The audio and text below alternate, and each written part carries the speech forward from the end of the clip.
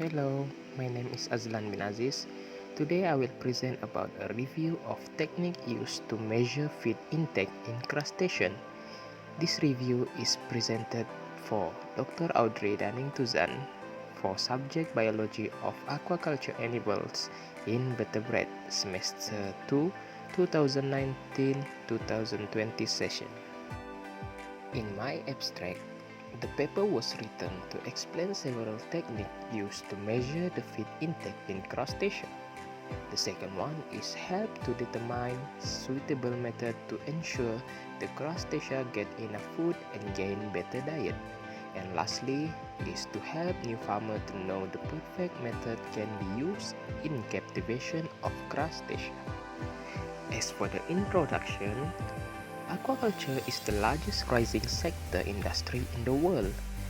FAO have stated that each and every single year the average growth rate aquaculture sector is 8 to 10% per year up to 2025.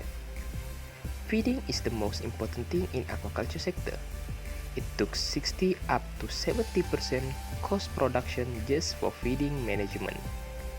Feeding management is very important. This is to ensure the growth of the culture species, next to prevent mortality, and lastly to maintain the survival rate of the culture species.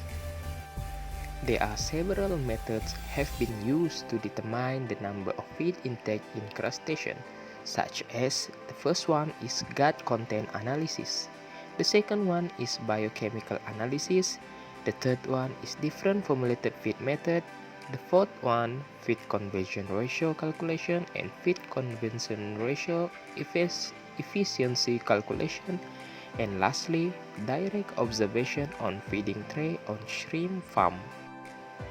The first method, which is gut content analysis.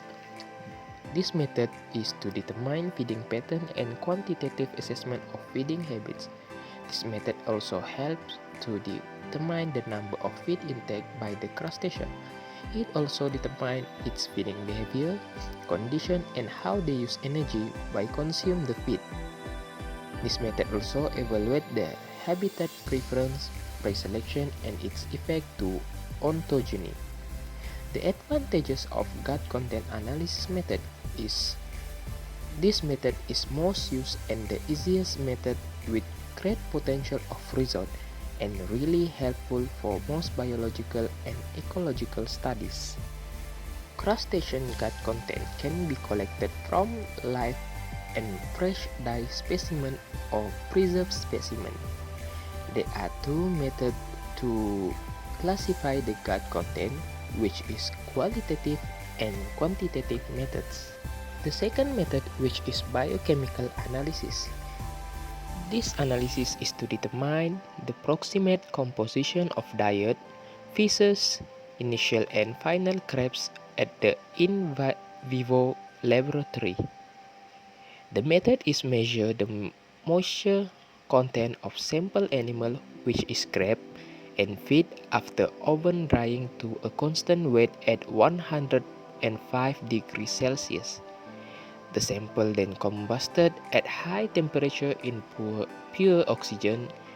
Then the nitrogen content was measured by thermal conductivity detection and converted to equivalent protein content by an appropriate numerical factor, which is crude protein. Energy contents of diet, facial material, exuvia, and crabs were determined by calorimetric bombas infrared laboratory. The third method is diet choice for formulated feed. Experiments were conducted on different types of protein used to feed the mud crab. A formulated pellet and ball form feed with 41.6% crude protein consisting of fish meal, squid meal, shrimp meal, mantis shrimp meal, soybean meal, bread flour, and other additive was evaluated for mud crab or named Scylla serrata. Fish meat of tilapia fish is used as control in this experiment. They using mud crab by putting in the tank that contain seawater and 2 crab for each tank, and they do 6 replicant per treatment. The water content is 500 liters in oval-shaped tank. Each replicates tank will feed daily using dry pellet by using formula of 10% of their body weight in a 30-day feeding trial.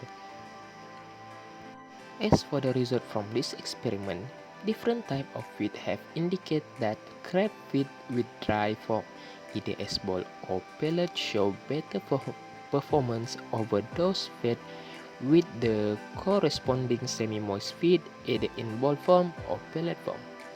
There is no significant difference in feed gain ratio in respect of different types of feed. The next method is measuring specific growth rate, feed convention efficiency, and food convention ratio. The last method that I put in this review is feeding tray management. This is based on my own experience working at Asia Aquaculture Sempurna Farm, which located in Sempurna, Sabah. The main culture species in this farm is white leg shrimp, or its scientific name Lithopenaus baname. They had more than 40 grow-out ponds to culture this species. Feeding tray used as an indicator to know the exact amount of shrimp eat during culture time. White leg shrimp have a transparent body that we can see the intestine along its body line.